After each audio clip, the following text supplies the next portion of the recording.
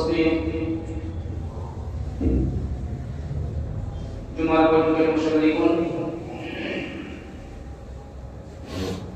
সমস্ত প্রশংসা আল্লাহ সুবহানাহু ওয়া তাআলার জন্য। অতঃপর দরুদ ও সালাম আল্লাহর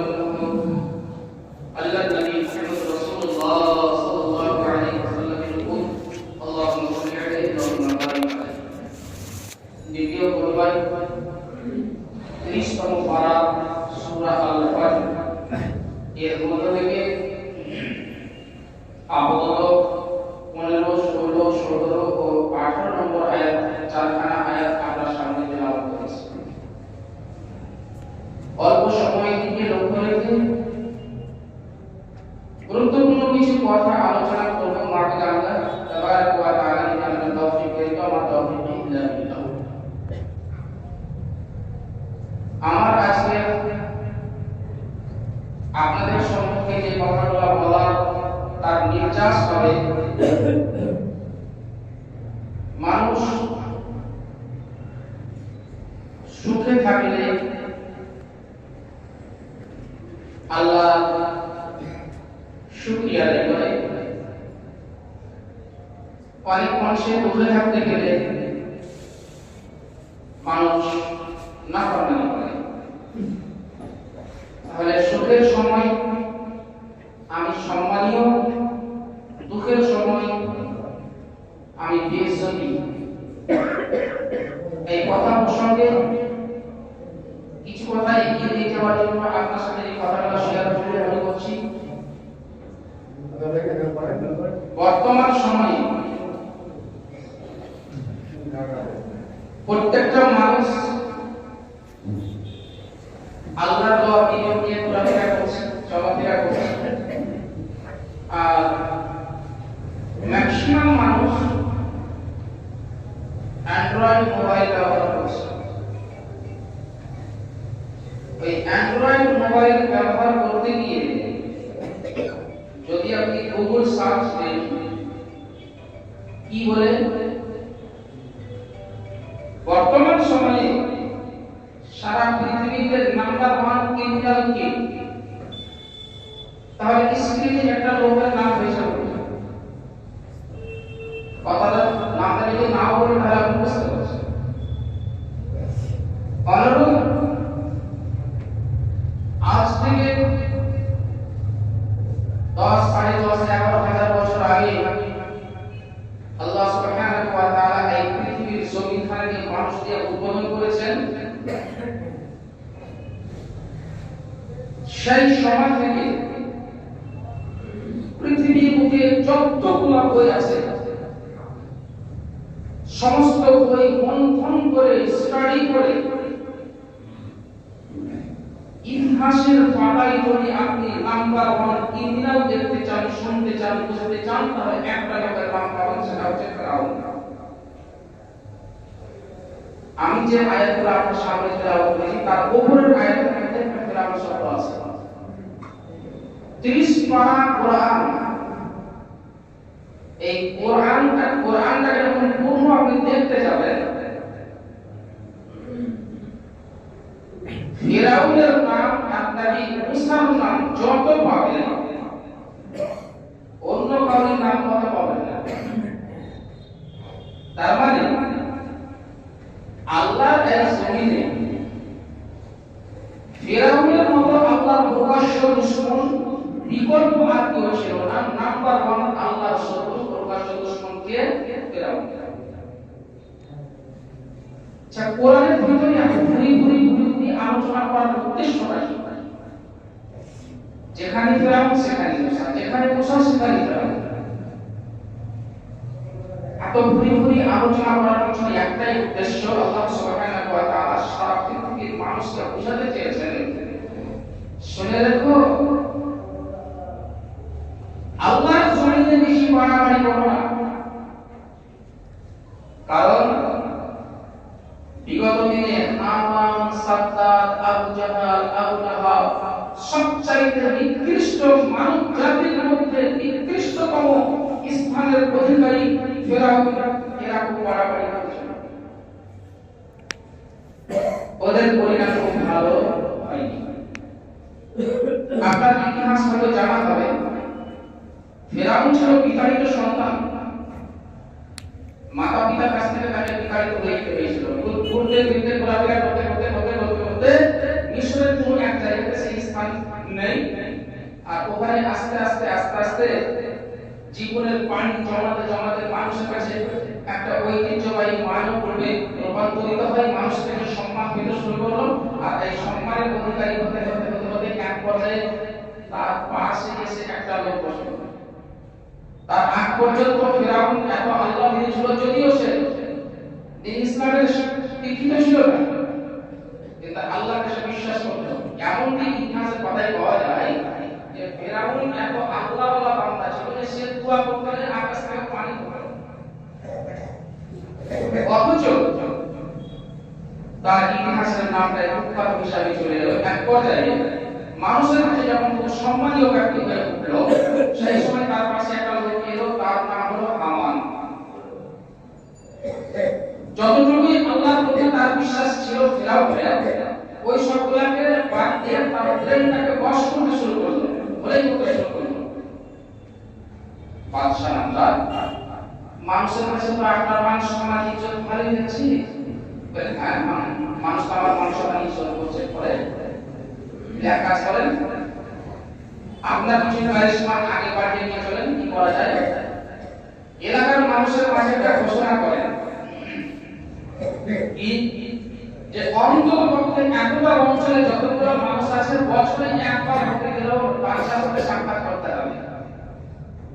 দেখেন কেমন ভাবে হামান তারপরে এটাকে অস্বীকার যে সত্যি তো প্রত্যেকটা মানুষ যদি আমার কাছে সাক্ষাৎ করতে আসে তাহলে তো আমার মান সম্মান আরো অনেক বেড়ে যাবে, ঘোষণা হয়ে গেল।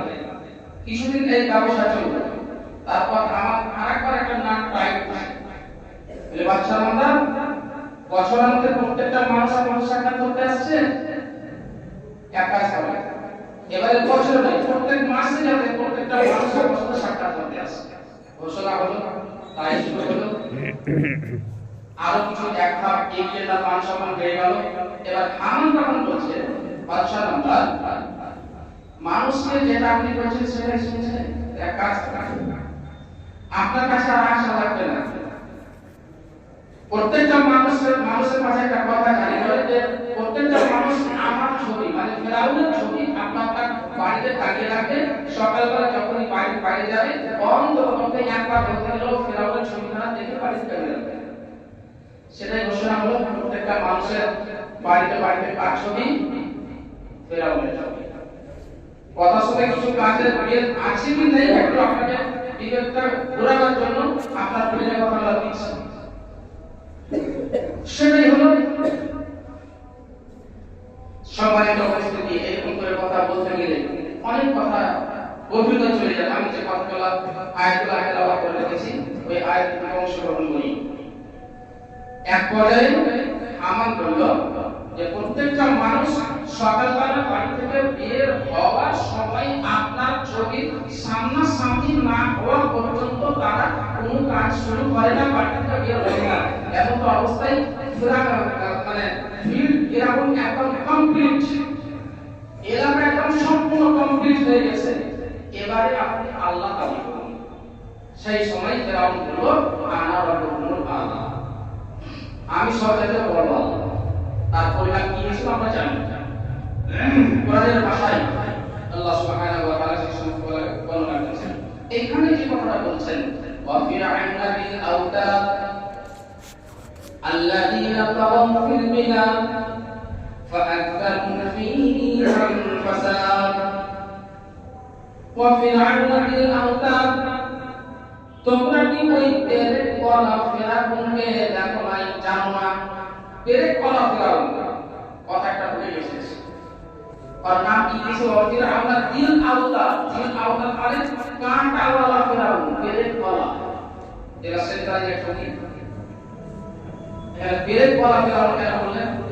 যে সময় বিনিয়াসিয়া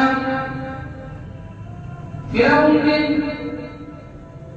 আল্লাহ বলে স্বীকার করল না এলাকার সমস্ত মানুষ, আল্লাহ বলে স্বীকার করে নিয়েছে, কিন্তু আল্লাহর জমিনে একমাত্র আসিয়া থেকে নিয়েছে, যে আসিয়া হচ্ছে ফিরাউনের একমাত্র অর্ধাঙ্গিনী স্ত্রী। সে পরিষ্কার করে দিল, বাদশা রামদা, আমি আপনাকে স্বামী হিসাবে সম্পূর্ণ মান সম্মান দিতে চাই, কিন্তু আল্লাহ বলে আমি কখনো আপনাকে স্বীকৃতি দিতে চাই না।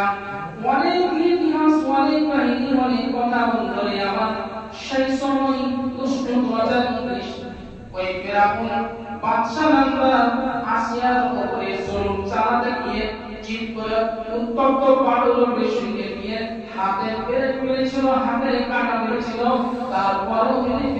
তারপরে যদি আসিয়া একবারের জন্য আমাকে আল্লাহ বলে স্বীকার করে নেয়, নিজের স্ত্রীকে উত্তপ্ত বালু হয়ে জিদ করে শুয়ে দিয়ে দুই হাত দ্বারা প্রসারিত করে দিয়ে হাতটা হিলা বাড়াতে না পারে তার জন্য পেরে ছুড়ে সেই জায়গা থেকে আল্লাহ সুবহানাহু ওয়া তাআলা বলেন, ফিরআউন রাদিল আল্লাহ, তোমরা পেরে বলা ফিরআউনকে আমি জানো না কি করেছিলাম?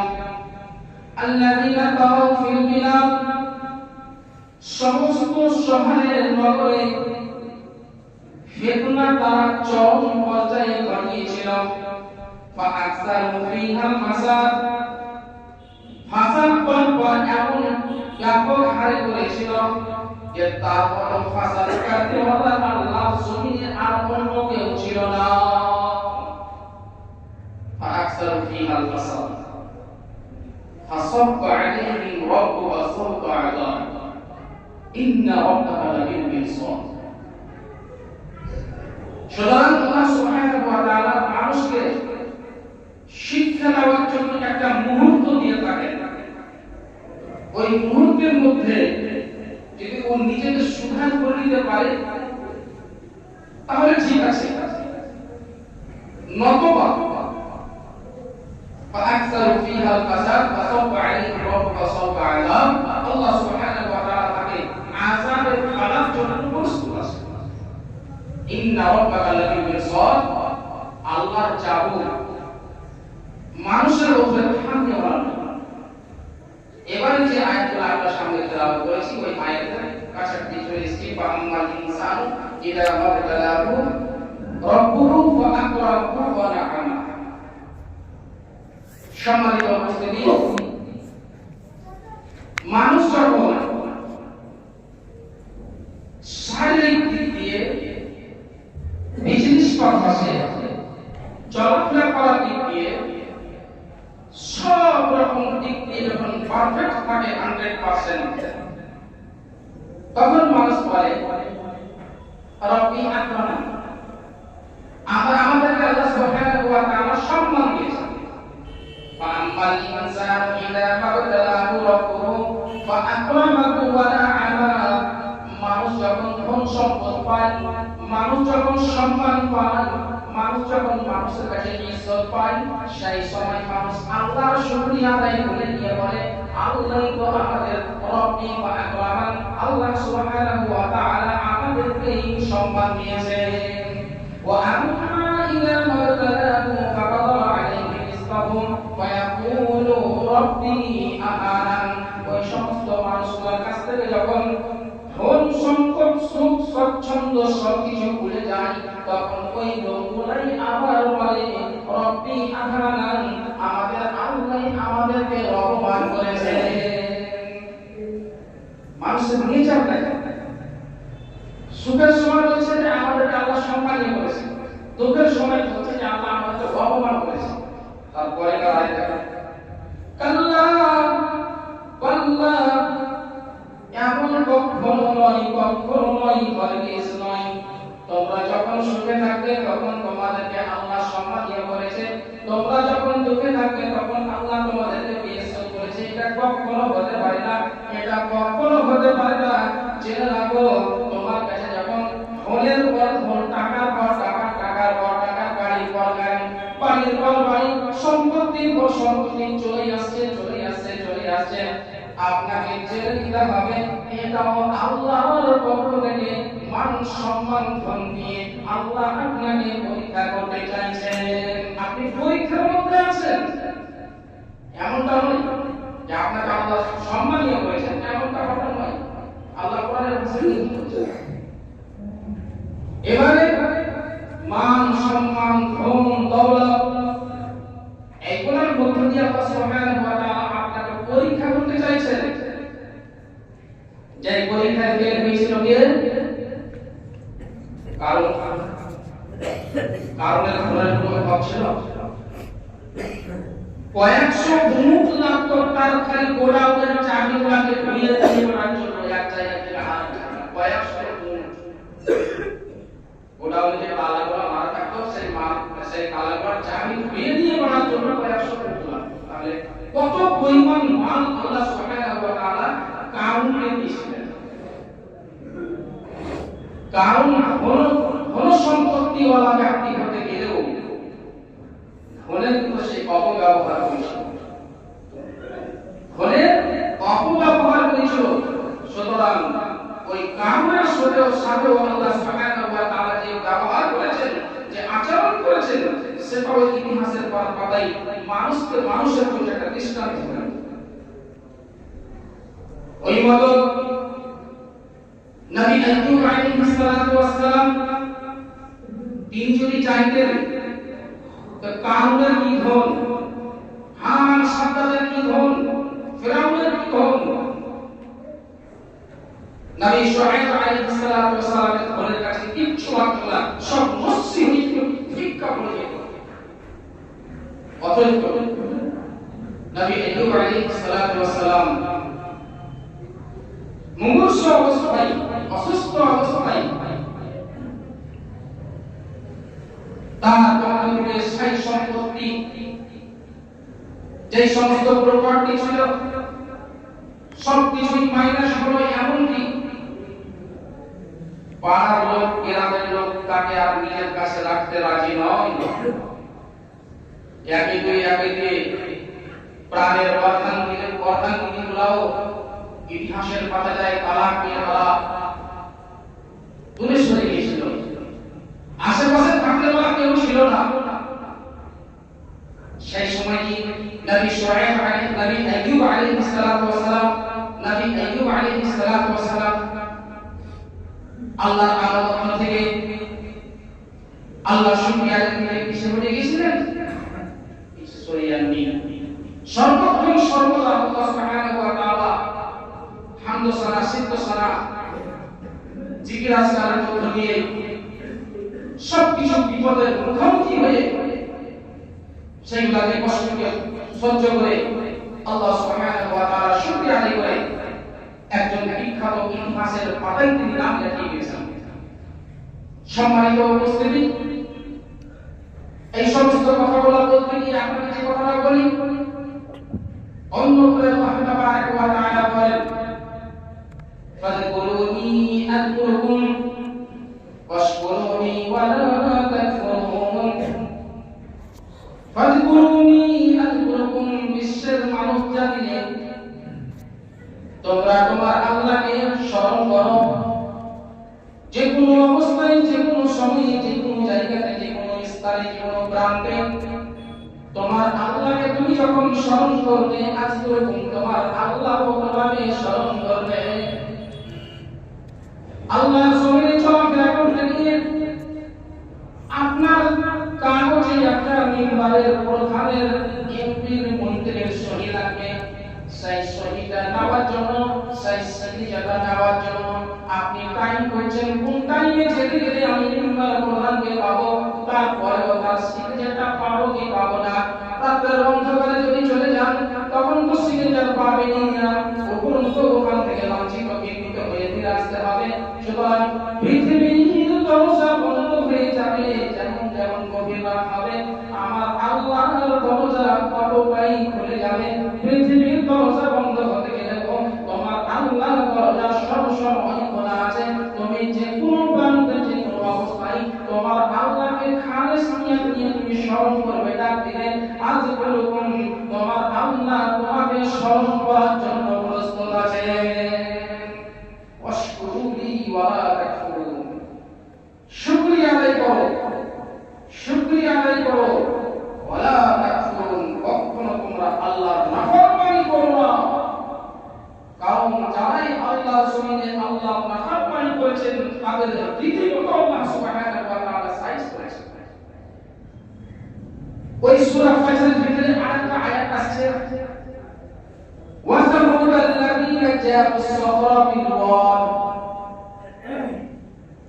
এই বাণীর জীবনে আল্লাহর জমিনে সামুদ জাতি বলে একটা জাতি বানিয়েছিলেন, একটা সম্প্রদায় বানিয়েছিলেন, যাদের নাম হচ্ছে সামুদ জাত।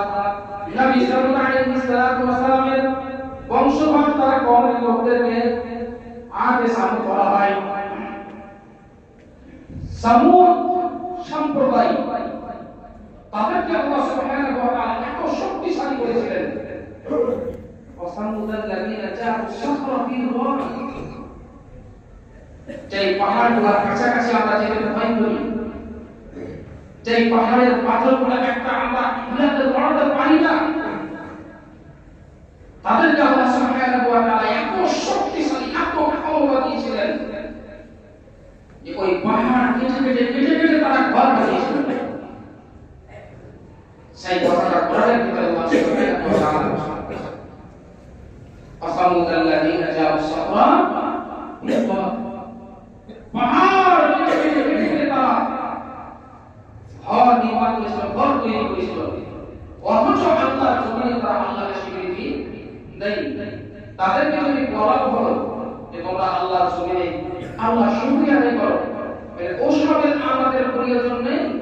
আমাদেরকে এমন শক্তিশালী করে তৈরি করা হয়েছে যে আমরা আমাদের উপরে কোনো যদি আযাব আসেও তাহলে আমরা মাটির ভিতরে ঢুকে যাব প্রত্যেকটা শরীর। সত্যিকার হিসেবে ক্ষমতা ছিল এরকম সরজমিনে তারা যদি একটা জুতা মারতো হাঁটু পর্যন্ত, কোমর পর্যন্ত ঢুকিয়ে দিতে পারতো। এত ক্ষমতা আল্লাহ দিয়েছেন। একটা যদি মাটিতে পাইপ মারতো তাহলে পুরো হাতটাকে মাটির ভিতরে ঢুকিয়ে দিতে পারতো। যে কাজগুলো আমরা ওই কাদা মারতে করতে পারি, হালাকে সর্বচক্রান যে কোন জায়গাতে তারা পায়ের আঘাত করে যদি মরকতকে পা ঢুকিয়ে দিত তাহলে তারা ঢুকিয়ে দিতে পারতো। এরকম শক্তিশালী তারা নবীদের কথা মানেনি। নবীর পাঠানো, নবীর শোনানো কথাগুলো তারা পাত্তাই দেয়নি। এক পর্যায়ে আল্লাহর আযাব আসার ইঙ্গিত তারা পেয়ে গেল। সেই সমাজে কথা অনুযায়ী তারা কাজ করলো। সবাই করবে কি, পায়ের আঘাত করে কেউ হাঁটু পর্যন্ত, কেউ কোনা পর্যন্ত, কেউ কোমর পর্যন্ত মাটির ভিতরে ঢুকে গিয়েছে। আল্লাহর আযাব আমাদের কিছু করতে পারবে না। আল্লাহ সুবহানাহু ওয়া তাআলা ওই সমস্ত সামুদ জাতির উপরে একটা এমন তুফান পাঠালেন, সেই তুফান এসে তাদেরকে এমন বদমাশ করে দিল। আল্লাহর জমিনে তারা বাড়াবাড়ি করেছিল, আল্লাহর শক্তিকে তারা সঠিক জায়গায় প্রয়োগ করেনি। নিজের আমেরিকা দেখিয়ে, নিজের ওই লোক বকর দেখিয়ে তারা হাঁটু পর্যন্ত, কোমর পর্যন্ত মাটির ভিতরে ঢুকিয়ে দিতে গেলেও আল্লাহ তুফান আযাব আসার কারণে গতিবেগ হাওয়া এমন ভাবে তাদের উপরে চলল যে তাদের পুরো শরীরটা মাথা থেকে উড়ে গেল। যেই পর্যন্ত মাটির ভিতরে তারা গিয়ে রেখেছিল ওই পর্যন্ত থেকে গিয়ে বাকি বংশগত আর কোন খবর তাদের থাকলো না, শেষ হয়ে গেছে। পৃথিবীর ইতিহাসে আর জাতি সামুদ জাতির নামে দেখতে বলেছে আল্লাহ সুবহানাহু ওয়া তাআলা, তাও আল্লাহ জমিনে খুব বাড়াবাড়ি করেছিল। আর বাড়াবাড়ি করাই তাদেরকে আল্লাহ সুবহানাহু ওয়া তাআলা এইভাবে সাইজ করেছেন।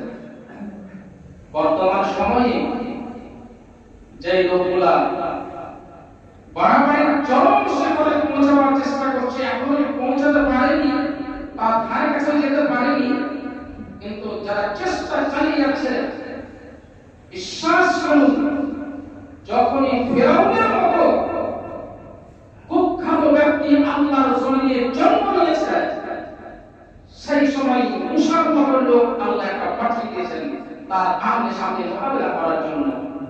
বর্তমান সময়ে আল্লাহর জমিনে ওই রকম বাড়াবাড়ি করার কিছু প্রেক্ষাপট চলছে, যার দরুন মানুষ হয়ে মানুষকে চুপসে দেওয়ার বিভিন্ন রকম পরিকল্পনা চলছে। সেই জায়গাতে আমাদের মনোবল মনোজাজ দিতে হবে না বন্ধু, আমাদের মনোবল ঠিক রাখতে হবে। আর মনোবল ঠিক রাখার পাশাপাশি আবার বলছি আপনাকে ইমানি জজবা তৈরি করতে হবে।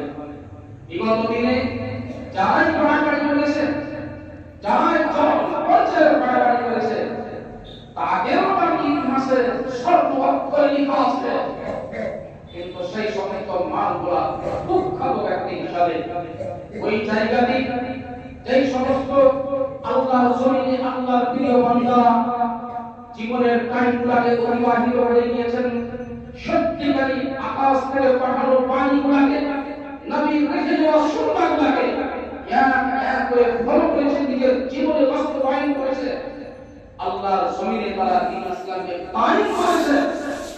তাদেরও স্বর্ণ অক্ষরে লেখা আছে ইতিহাসের পাতায়, তাদের আইডেন্টিটি হয়ে গেছে বিখ্যাত হিসাবে। তাই কুখ্যাত আর বিখ্যাতটা আকাশচুম্বী তফাতের ব্যাপার আছে। সুতরাং আমরা কখনো মনোবল হারাবো না, মনোমিজাজ হারাবো না, সদা সর্বদা আমরা নিজের ঈমানের উপর অবিচল থাকবো, অটল থাকবো। আর যতক্ষণ আল্লাহর জমিনে আছি ততক্ষণ পর্যন্ত যাতে ঈমানদারের ডিসপ্লেই কায়েম থাকে এবং বিখ্যাত হিসাবে আমি একজন যোদ্ধা হয়ে, আমি একজন ঈমানদার হয়ে অন্তদিনের দুনিয়া ছেড়ে কবর পর্যন্ত পৌঁছাতে পারি। কারণ কুখ্যাত ব্যক্তি হয়ে কবরে যে কোন বিখ্যাত ব্যক্তি হয়ে যান, কবর আপনার জন্য সব ব্যবহার করার জন্য প্রস্তুত। হাসরের ময়দানে আল্লাহ সুবহানাহু ওয়া তাআলা আপনাকে সম্মানিত জায়গাতে সম্মানীয় হিসাবে ভূষিত করার জন্য প্রস্তুত। অতএব ভাইজান, আল্লাহর জমিনে আল্লাহর দ্বীন কায়েম হয়েছে, এই দ্বীন কিয়ামত পর্যন্ত থাকবে। যেই দিন আল্লাহর জমিন থেকে এই দ্বীন উঠে যাবে, সেই দিন আর দুনিয়া থাকবে না। সুতরাং আল্লাহর জমিনে একজন ঈমানদার হয়ে বসবাস করার এবং দ্বীন ইসলামের প্রতি সম্পূর্ণরূপে ঢুকে গিয়ে যে সমস্ত কোরআন এবং হাদিস আমাদেরকে নির্দেশিকা দেয়, সেই মোতাবেক সেই অনুযায়ী আমাদের জীবন যাপন চালিয়ে যাতে এই অল্প দিনের দুনিয়া ছেড়ে আমরা কবরবাসী হতে পারি। আল্লাহ সুবহানাহু ওয়া তাআলা আমাদের তৌফিক দান করেন, আমিন। রব্বানা তাকাব্বাল মিন্না ইন্নাকা আনতাস সামিউল আলিম ওয়া তুব আলাইনা